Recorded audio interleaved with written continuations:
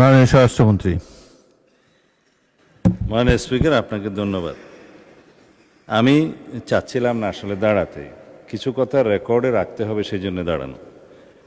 মাননীয় আইনমন্ত্রী স্পষ্ট করেই মাননীয় লিডার অব দি হাউসের সাথে আলোচনা করেই তখন সেই প্রস্তাবটা দিয়েছে যে জুলাই স্মৃতি জাদুঘর সম্পর্কে মাননীয় বিরোধী দলীয় চিফ হুইপ এবং অন্যান্য মাননীয় সদস্যরা যে আপত্তিটা তুলেছেন সেই বিষয়টা উনি এক্সপ্লেন করেছেন, যেটা সরকারের পক্ষ থেকে অ্যামেন্ডমেন্ট না, এটা একজন প্রাইভেট মেম্বার হিসেবে একটা অ্যামেন্ডমেন্ট দিয়েছে।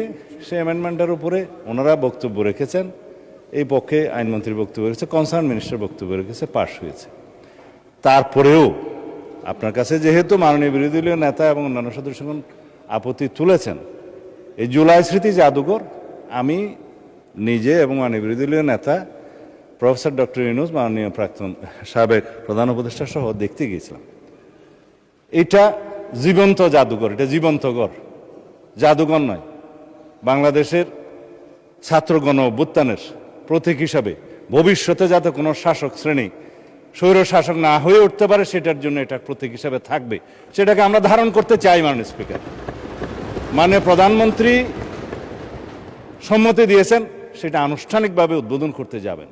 এটাকে স্ট্রেনদেন করা দরকার, জাতির ইতিহাসকে ধারণ করা দরকার, এবং যাতে আর কোনো সময় হাসিনার মতো ফ্যাসিস্ট স্বৈর শাসক বাংলাদেশে উৎপত্তি না হয়, উৎপাদন না হয়, সেজন্য এই জাদুঘরকে আমরা সেভাবে সংরক্ষণ করতে চাই।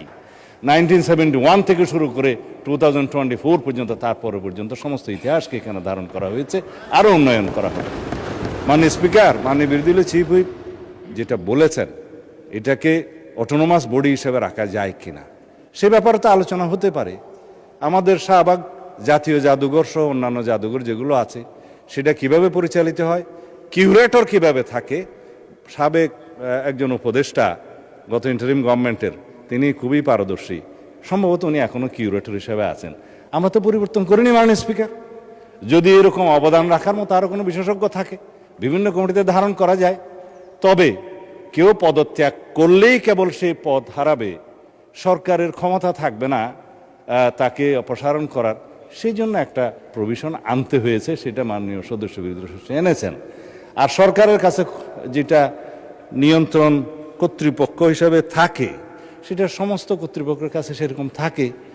আর দল তো মাননীয় স্পিকার, বিরোধী দল সরকারি দল তো রাজনৈতিক দল, এবং রাজনৈতিক দলের সরকার পলিটিক্যাল গভর্নমেন্ট এস্টাবলিশ করার জন্যই তো আমরা ছাত্র গণ অভ্যুত্থান করেছি, ভোটের অধিকার প্রতিষ্ঠা করেছি। এখন পলিটিক্যাল গভর্নমেন্টের যদি নিয়ন্ত্রণ মন্ত্রণালয়ের অধিদপ্তর এবং সংস্থার মধ্যে না থাকে, তাহলে নিয়ন্ত্রণটা করবে কে? সেই জন্য আলাপ আলোচনা করে নিয়ন্ত্রণকারী কর্তৃপক্ষ এবং ভবিষ্যতে এটা বিকাশের জন্য, উন্নয়নের জন্য আমরা কিভাবে কি করতে পারি আলাপ আলোচনা করে পুনরায় একটা বিল যদি প্রয়োজন হয় সবাই মিলে আনবো। সেখানে আমরা বিরোধী দলের যে সমস্ত প্রস্তাব দিয়েছে সেগুলো আমরা ধারণ করতে পারি, এই প্রস্তাবই তো দিয়েছে এই সংসদে। দ্বিতীয় হলো মাননীয় স্পিকার, কার্য উপদেষ্টা কমিটিতে আলোচনা হয়, সংসদ কতদিন চলবে, কিভাবে চলবে, কি কি বিজনেস এখানে আলোচনা হবে ইত্যাদি, সেটা আপনি করেছেন, আপনি সভাপতি। কিন্তু জাতীয় সংসদের এই অধ্যাদেশগুলো, উত্থাপিত অধ্যাদেশগুলো নিয়ে পরীক্ষা নিরীক্ষা করে রিপোর্ট দেওয়ার জন্যই এই বিশেষ কমিটি, জাতীয় সংসদ কর্তৃক গঠিত বিশেষ কমিটি।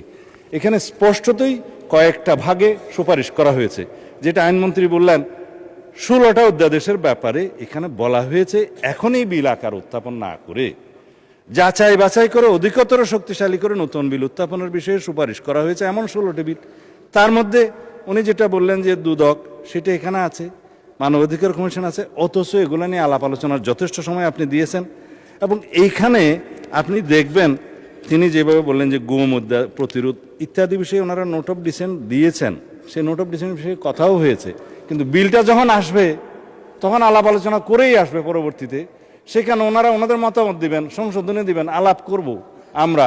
গুম আইন, মানবাধিকার কমিশন আইন এবং প্রয়োজনে আইসিটি অ্যাক্টকে আরও বেশি শক্তিশালী করা হবে সবাই আলোচনার ভিত্তিতে। এই কথাগুলো আমরা এখানে প্রতিশ্রুতি দিচ্ছি, আলাপ আলোচনা করছি। সময় আছে মাননীয় স্পিকার, এখন বাজে 7:30, রাত 12টার সময় 30 দিনের সময়সীমা পার হবে, এই অর্ডিন্যান্সগুলোর ভাগ্য নির্ধারণ হবে তার মধ্য দিয়ে। তো এখন যদি এই যে বিশেষ কমিটির রিপোর্ট ওনাদের সামনেও আছে, এখন যদি এই বিষয়ে ওনারা ডিফার করতে চান এটা কি মাননীয় স্পিকার সংসদীয় আচরণ হবে? ধন্যবাদ মাননীয় স্পিকার।